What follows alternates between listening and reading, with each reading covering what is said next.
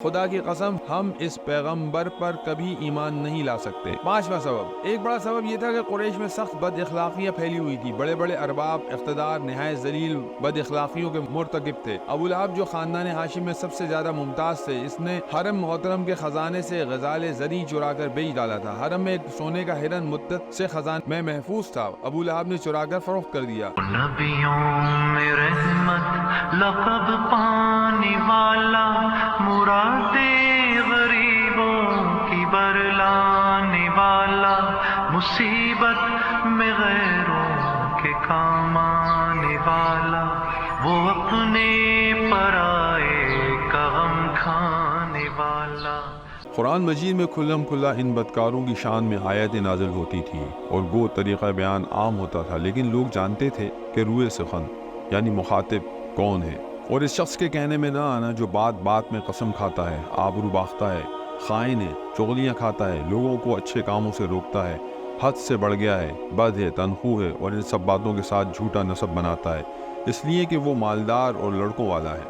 اور آگے آتا ہے، وہ سن رکھے کہ اگر وہ باز نہ آیا تو ہم اس کی پیشانی کے بال پکڑ کر گھسیٹیں گے، جو کہ جھوٹی اور خطا کار ہے۔ ممکن تھا کہ واض و پن کا نرم طریقہ اختیار کیا جاتا، لیکن مدت کی عربی نخوت، دولت و اقتدار کا فخر، ریاست کا زوم، ان چیزوں کے ہوتے ہوئے جب تک ضرب نہایت سخت نہ ہوگی وہ خبردار نہ ہوتے، اس لیے بڑے بڑے جبار اس طرح مخاطب کیے جاتے تھے، ہم کو اور اس کو تنہا چھوڑ دو، میں نے اس کو اکیلا پیدا کیا، پھر بہت سا مال دیا، بیٹے دیے، سامان دیا، پھر چاہتا ہے کہ ہم اس کو اور دیں، ہرگز نہیں، وہ ہماری آیتوں کا دشمن ہے۔ یہ خطاب ولید بن مغیرہ کے ساتھ ہے جو قریش کا سرتاج تھا، اور یہ الفاظ اس شخص کی زبان سے ادا ہوتے تھے جس کو ظاہری جاہ و اقتدار حاصل نہ تھا، لیکن مخالفت کی جو سب سے بڑی وجہ تھی اور جس کا اثر تمام قریش بلکہ تمام عرب پر یکساں تھا، یہ تھا کہ جو معبود سینکڑوں برس سے عرب کے حاجت روائے عام تھے اور جن کے آگے وہ ہر روز پیشانی رگڑتے تھے، اسلام ان کا نام و نشان مٹاتا تھا اور ان کی شان میں کہتا تھا، بلا شبہ تم اور جن چیزوں کو تم خدا کو چھوڑ کر پوچھتے ہو سب دوزخ کے ایندھن ہوں گے۔ ان اسباب کے ساتھ جن میں سے ہر قریش کو سخت مشتعل کر دینے کے لیے کافی تھا، توقع یہ تھی کہ اعلان نبوت کے ساتھ سخت خونہ ریزیاں شروع ہو جاتی، لیکن قریش نے تحمل سے کام لیا اور اس کے ناگزیر اسباب تھے۔ قریش خانہ جنگیوں سے تباہ ہو چکے تھے اور حرب فجار کے بعد اس قدر عاجز آ گئے تھے کہ لڑائی کے نام سے ڈرتے تھے۔ قبیلہ پرستی کی وجہ سے لڑائی صرف اتنی سی بات پر شروع ہو جاتی تھی کہ کسی قبیلے کا کوئی آدمی قتل کر دیا جائے، مقتول کا قبیلہ بغیر کسی تحقیق کے انتقام کے لیے کھڑا ہو جاتا تھا، اور جب تک بدلہ نہ لیا جائے یہ آگ بجھ نہیں سکتی تھی۔ رسول اللہ صلی اللہ علیہ وسلم کے قتل پر آمادہ ہونا قریش کے لیے نہایت آسان تھا، لیکن وہ جانتے تھے کہ بنو ہاشم خون کا انتقام نہ چھوڑیں گے اور پھر سلسلہ بسلسلہ تمام مکہ جنگ میں مبتلا ہو جائے گا۔ بہت سے لوگ اسلام لا چکے تھے اور تقریباً کوئی قبیلہ ایسا باقی نہ تھا جس میں ایک شخص اسلام نہ لا چکے ہوں۔ اس لیے اسلام اگر جرم تھا تو صرف ایک شخص اس کا مجرم نہ تھا بلکہ سینکڑوں تھے اور سب کا استحصال کرنا ممکن نہ تھا۔ رؤسائے قریش میں متعدد ایسے تھے جو شریف النفس تھے، وہ بد نفسی کی وجہ سے نہیں بلکہ اپنے خیال میں نیک نیتی کی بنا پر مخالفت کرتے تھے، اس بنا پر وہ چاہتے تھے کہ معاملہ صلح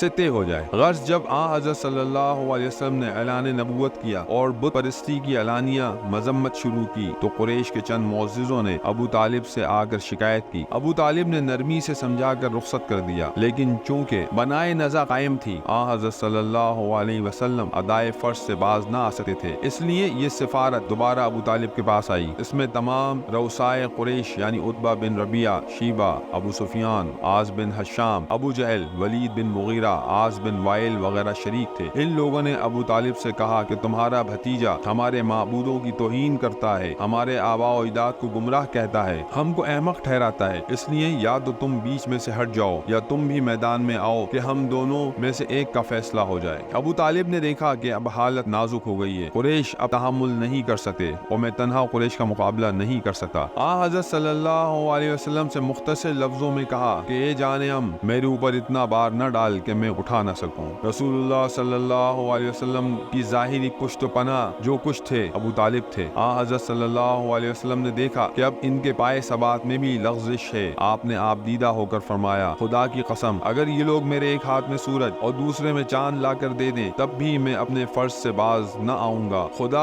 اس کام کو پورا کرے گا یا میں خود اس پر نثار ہو جاؤں گا۔ آپ کی پر اثر آواز نے ابو طالب کو سخت متاثر کیا۔ آپ نے کہا، جا، کوئی شخص تیرا بال بیکا نہیں کر سکتا۔ حضرت صلی اللہ علیہ وسلم بدستور دعوت اسلام میں مصروف ہوئے۔ قریش اگرچہ حضرت صلی اللہ علیہ وسلم کے قتل کا ارادہ نہ کر سکے لیکن طرح طرح کی اذیتیں دیتے تھے، راہ میں کانٹے بچھاتے تھے، نماز پڑھنے میں جسم مبارک میں نجاست ڈال دیتے تھے، بس زبانیاں کرتے تھے۔ ایک دفعہ آپ حرم میں نماز پڑھ رہے تھے، عقبہ بن ابی معیط نے آپ کے گلے میں چادر لپیٹ کر اس زور سے کھینچی کہ آپ گھٹنوں کے بل گر پڑے۔ قریش متحیر تھے، قریش حیران تھے کہ آپ یہ سب سختیاں کیوں جھیلتے ہیں؟ انسانی دماغ ایسی سخت نفس کشی اور جاں بازی کا مقصد جاہ و دولت اور نام و نمود کی خواہش کے سوا اور کیا کر سکتا ہے؟ قریش نے بھی یہی خیال کیا۔ اس بنا پر عتبہ بن ربی قریش کی طرف سے حضرت صلی اللہ علیہ وسلم کے پاس آیا اور کہا، محمد کیا چاہتے ہو؟ کیا مکے کی ریاست؟ کیا کسی بڑے گھرانے میں شادی؟ یا دولت کا ذخیرہ؟ ہم یہ سب کچھ مہیا کر سکتے ہیں اور اس پر بھی راضی ہیں کہ کل مکہ تمہارا زیر فرمان ہو جائے، لیکن ان باتوں سے باز آؤ۔ عتبہ کو اس درخواست کی کامیابی کا پورا یقین تھا، لیکن ان سب ترغیبات کے جواب میں آپ صلی اللہ علیہ وسلم نے قرآن مجید کی چند آیتیں پڑھی۔ اے محمد، کہہ دیجئے کہ میں تم ہی جیسا آدمی ہوں، مجھ پر وہی آتی ہے کہ تمہارا خدا بس ایک خدا ہے، بس سیدھے اس کی طرف جاؤ اور اسی سے معافی مانگو۔ اے محمد، کہہ دیجئے کہ کیا تم لوگ خدا کا انکار کرتے ہو جس نے 2 دن میں یہ زمین پیدا کی اور تم خدا کے شریک قرار دیتے ہو؟ یہی سارے جہاں کا پروردگار ہے۔ عتبہ واپس گیا تو وہ عتبہ نہ تھا۔ اس نے قریش سے جا کر کہہ دیا کہ محمد جو کلام پیش کرتے ہیں وہ شاعری نہیں، کوئی اور چیز ہے۔ میری رائے یہ ہے کہ تم ان کو ان کے حال پر چھوڑ دو، اگر وہ کامیاب ہو کر عرب پر غالب آ جائیں گے تو یہ تمہاری ہی عزت ہے، ورنہ عرب ان کو خود فنا کر دے گا۔ لیکن قریش نے یہ رائے منظور نہ کی۔ حضرت صلی اللہ علیہ وسلم کے چچاؤں میں سے حضرت حمزہ کو آپ سے خاص محبت تھی۔ وہ آپ سے صرف 2-3 برس بڑے تھے اور ساتھ کھیلے تھے۔ دونوں نے سوبیا کا دودھ پیا تھا اور اس رشتے سے بھائی بھائی تھے۔ وہ ابھی تک اسلام نہیں لائے تھے لیکن آپ کی ہر ادا کو محبت کی نظر سے دیکھتے تھے۔ ان کا مذاق طبیعت سپاہ گیری اور شکار افغانی تھا۔ معمول تھا کہ منہ اندھیرے تیر کمان لے کر نکل جاتے، دن بھر شکار میں مصروف رہتے، شام کو واپس آتے تو پہلے حرم میں جاتے،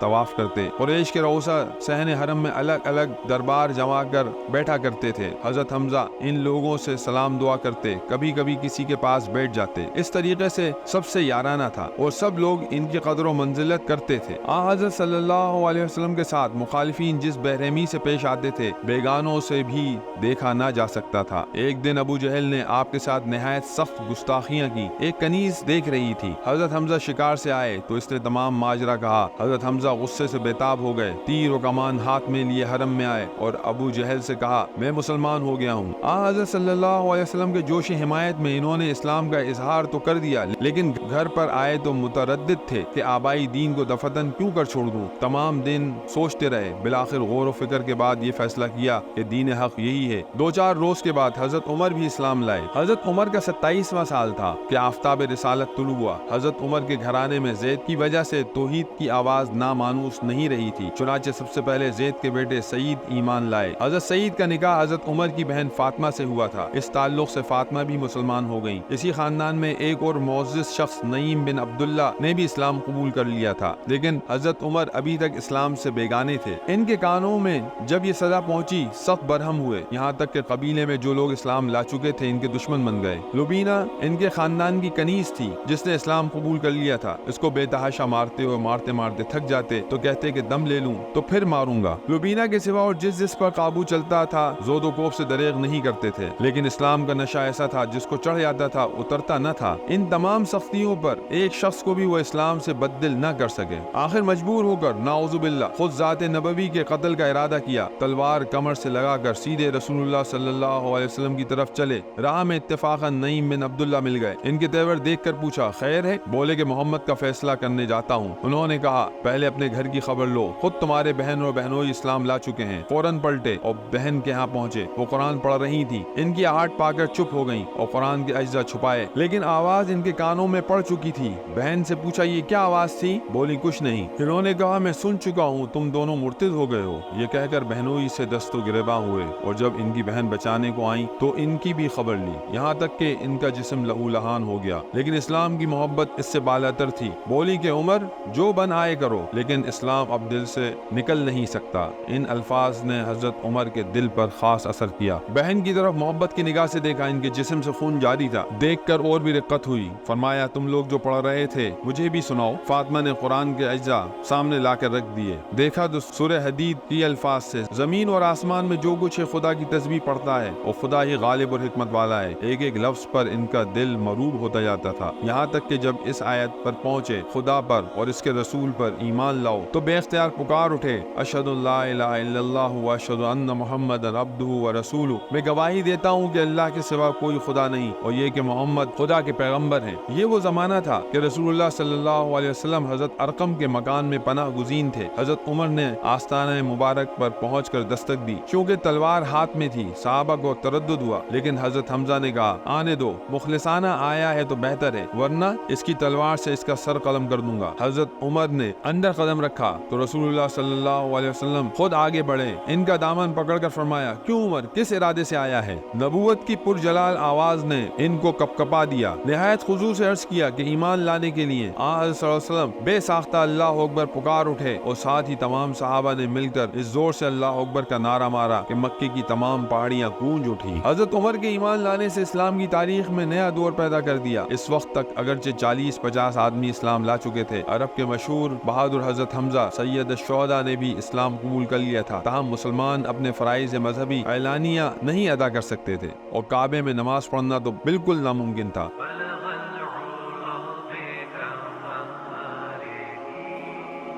كشف